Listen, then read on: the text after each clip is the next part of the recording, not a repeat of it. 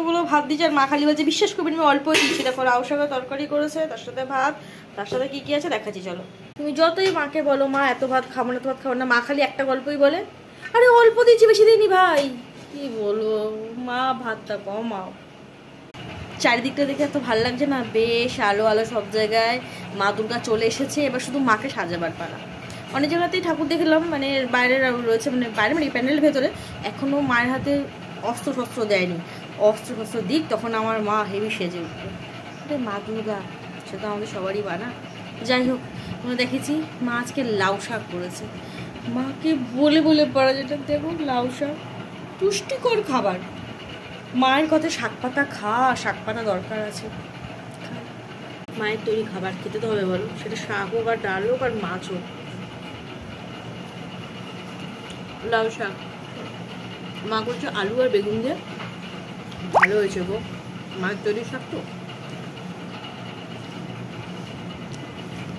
আর করেছে একটা মাছ, এটা কি মাছ আমি জানি না, খেতে হয় আমি তাই খাচ্ছি।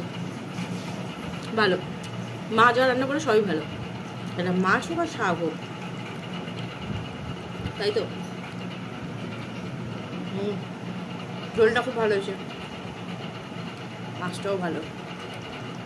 অবভিয়াসলি যেটা বললাম, মা যেটা যেটা রান্না করে সেটা সবসময় ভালোই হয়, কিন্তু সেটা আমি জানি না কী মাছ, খেতে হচ্ছে তাই খাচ্ছি,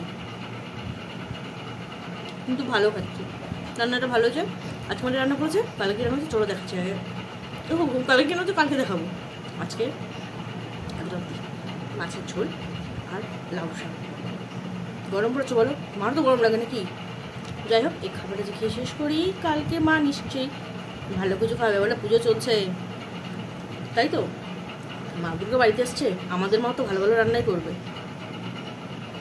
লেজা করবে, লেজা কালকে লেজা করবে ভাই, ঠিক আছে করো, খেয়ে নেবো, কি আর করা যাবে, সব তো মেনে নিতে হবে। না হোক, মা রান্না ভালোই করে আর আমরাও ভালো খাই।